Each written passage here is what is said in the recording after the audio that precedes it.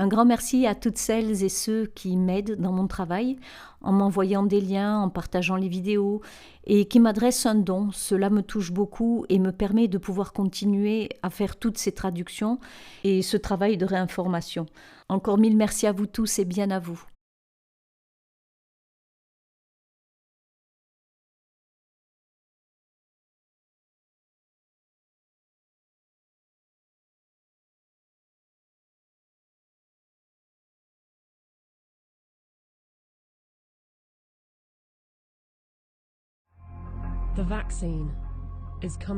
Le vaccin va bientôt sortir.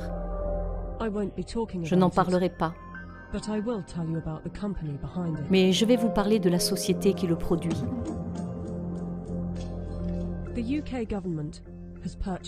Le gouvernement britannique a acheté 30 millions de doses de vaccin Covid-19 ARN messager à une société appelée Pfizer. Le vaccin doit être livré en novembre, avec un potentiel de 100 millions de doses d'ici la fin de l'année et de 13 milliards de doses l'année prochaine. Pfizer vient d'annoncer qu'il peut être prêt à demander une autorisation d'utilisation d'urgence pour son vaccin Covid-19 d'ici fin novembre.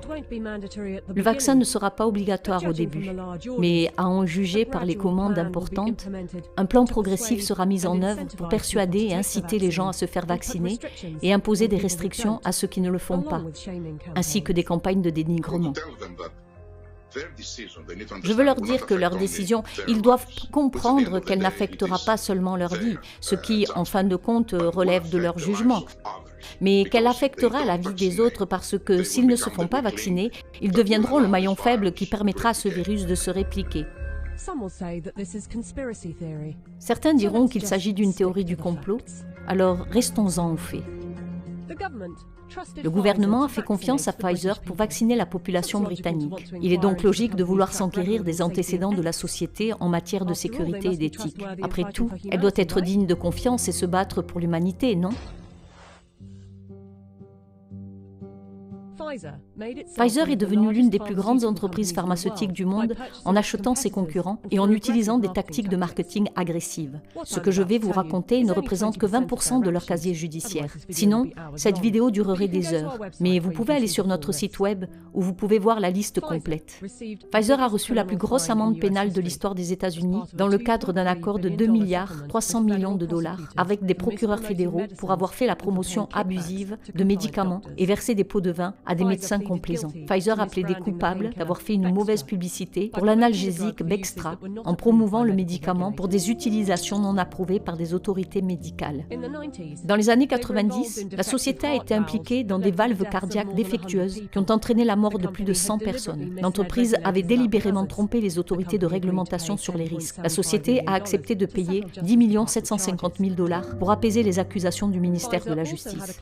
Pfizer a également fait l'objet d'un recours collectif assorti d'un règlement de 60 millions de dollars concernant le Résulin, un médicament contre le diabète qui a entraîné la mort de patients à la suite d'une insuffisance hépatique aiguë qui aurait été causée par le médicament. Au Royaume-Uni, ils ont été condamnés à une amende de près de 90 millions de livres par l'organisme britannique de surveillance de la concurrence pour avoir pratiqué des prix déloyaux à l'égard du NHS après avoir augmenté le coût d'un médicament contre l'épilepsie de 2,5%, facturant ainsi aux contribuables 48 millions de livres supplémentaires par rapport au prix réel, qui est de 2 millions par an.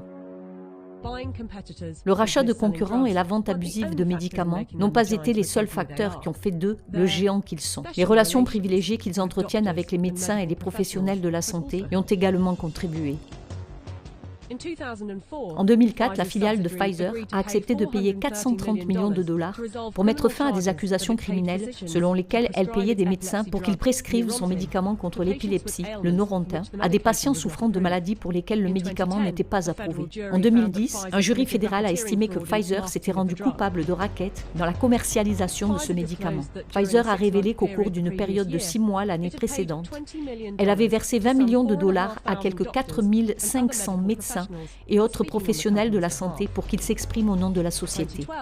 2012, la Securities and Exchange Commission des États-Unis a annoncé qu'elle avait conclu un accord de 45 millions de dollars avec Pfizer pour mettre fin aux accusations selon lesquelles ses filiales avaient soudoyé des médecins et d'autres professionnels de la santé à l'étranger afin d'augmenter leurs ventes. Mais certains d'entre vous diront qu'il s'agit d'une entreprise et qu'elle ne peut pas gagner des milliards de dollars par an en n'étant pas compétitive. Ils essaient quand même d'aider l'humanité. Pfizer a été poursuivi devant un tribunal fédéral américain par des familles nigériennes qui accusaient la société d'avoir testé un nouvel antibiotique dangereux appelé Trovan sur des enfants sans le consentement des parents et d'avoir utilisé leurs enfants comme cobayes humains. Un groupe d'experts médicaux a conclu que Pfizer avait violé le droit international et la société a accepté de payer 75 millions de dollars pour régler les poursuites engagées devant le tribunal nigérian. L'affaire américaine a été réglée pour un montant non divulgué. Face aux nombreuses critiques concernant les prix élevés pratiqués dans les pays pauvres et en particulier les médicaments contre le sida, Pfizer a proposé de faire don au gouvernement sud-africain d'un stock de 2 ans de son médicament Difulcan, d'une valeur de 50 millions de dollars. Pourtant, en 2003, Pfizer a renoncé à son projet d'accorder des licences pour ses médicaments contre le sida en vue de leur distribution à bas prix dans les pays pauvres. La liste est longue. Je ne veux pas vous ennuyer avec elle, mais posez-vous la question suivante. S'il s'agissait d'un constructeur automobile, lui achèteriez-vous une voiture? Nous avons l'intention d'honorer notre histoire et nous ne proposerons au monde qu'un vaccin dont la sécurité et l'efficacité ont été prouvées. Pfizer est-elle suffisamment digne de confiance pour se faire confier l'une des clés de la vaccination de la population avec un produit conçu en quelques mois et dont l'innocuité et l'éthique sont si peu connues? Je sais ce que j'en pense. Et vous?